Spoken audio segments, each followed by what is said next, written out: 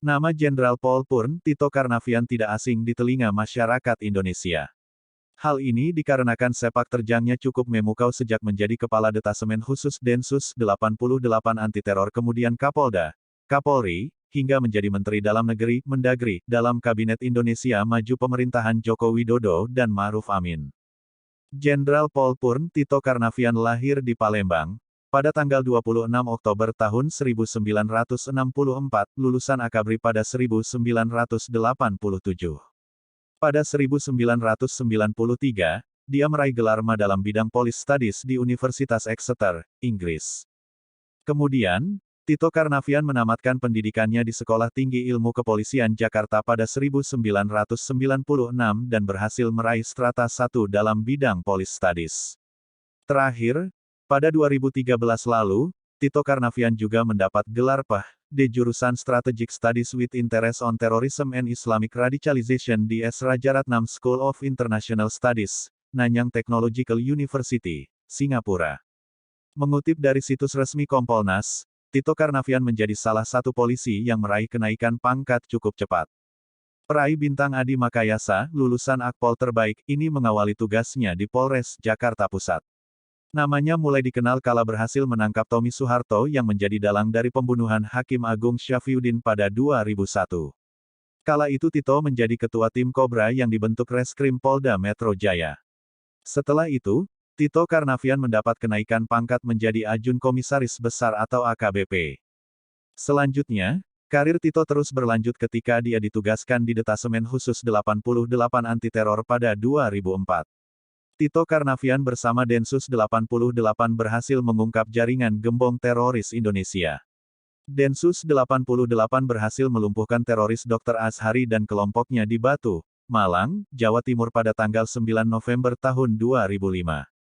Kala itu, Dr. Azhari berada di sebuah rumah di Jalan Flamboyan A1 nomor 7, Kelurahan Songgokerto, Batu, Malang. Dr. Azhari ini merupakan teroris yang diduga kuat menjadi dalang bom Bali. Tito Karnavian juga pernah memimpin tim khusus yang berhasil membongkar jaringan teroris pimpinan Nordin M. Top.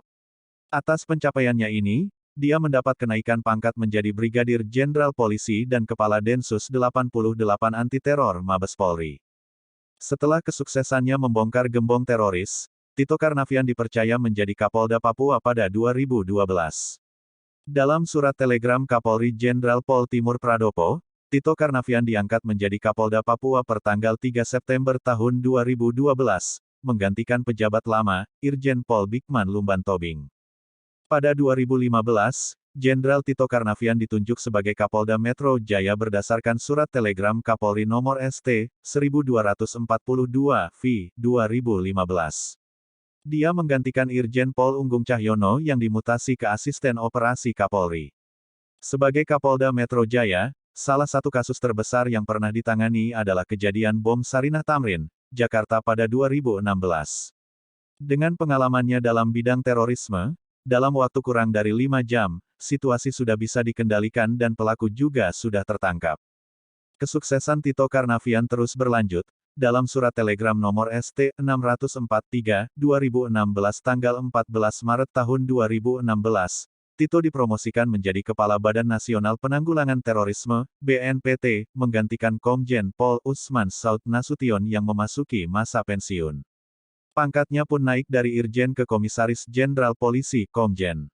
Pada tanggal 15 Juni tahun 2016, Presiden Joko Widodo mengirim surat ke DPR yang berisi penunjukan Jenderal Tito Karnavian sebagai calon tunggal Kapolri menggantikan Jenderal Pol Badrodin Haiti yang segera masuk masa pensiun. Tito Karnavian resmi dilantik menjadi Kapolri pada tanggal 13 Juli tahun 2016. Terakhir, Jenderal Tito Karnavian ditunjuk oleh Presiden Joko Widodo menjadi Menteri Dalam Negeri, Mendagri, per tanggal 23 Oktober tahun 2019.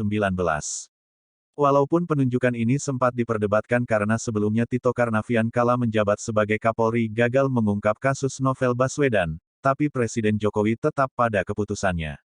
Ya kita tahu kan Pak Mendagri ini punya pengalaman di daerah, pengalaman yang baik di lapangan.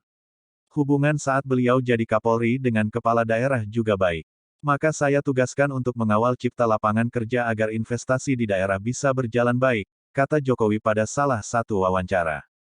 Jika ada yang perlu ditambahkan bisa teman-teman tulis di kolom komentar. Sekian dulu video dari kami, silahkan dukung kami dengan like, komen, share dan subscribe guna mengembangkan channel ini untuk memberikan informasi lebih yang bermanfaat. Terima kasih dan sampai jumpa di video menarik berikutnya.